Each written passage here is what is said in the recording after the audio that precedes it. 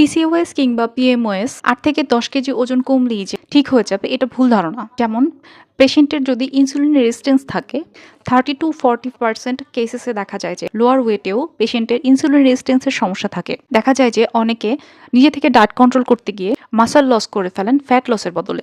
Insulin high হবার কারণে এন্ড্রোজেন্স level বেড়ে যায়, যার কারণে ব্রণ, চুল পড়া, ইরেগুলার পিরিয়ডের সমস্যা থেকেই যায়।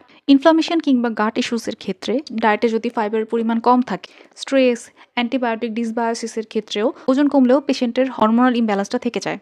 এছাড়াও হাই কর্টিসল এবং স্লিপ সাইকেল ঠিক না থাকলে হাই কর্টিসলের জন্য পেশেন্টের এলএইচ এবং এফএসএইচ রেশিওতে ইমব্যালেন্স তৈরি হয়, যার ফলে এন্ড্রোজেন্স স্পাইক করে। Hormones don't care about the scale. Crash diet থেকে যদি পেশেন্ট ওয়েট লস করে থাকে সেক্ষেত্রেও ওজন কমার পর পিসিওএস কন্ট্রোলে আসে না। এক্ষেত্রে থাইরয়েড ফাংশনে প্রবলেম হয়, ফলে মেটাবলিজম স্লো হয়ে যায়। এছাড়াও কিছু কিছু রুট কজ থাকে, যেমন হাইপোথাইরয়েডিজম, ভিটামিন ডি, বি12, magnesium, zinc deficiency, prolactin level high থাকা, adrenal PCOS. Post pill PCOS এর ক্ষেত্রেও ওয়েট লস করার পরেও পেশেন্টের হরমোনাল ইমব্যালেন্স অথবা পিসিওএস বা পিএমওএস কন্ট্রোলে আসে না। তাই reversing symptoms should be step 1 and losing weight should be step 2. That's all about fixing the environment your hormones live in.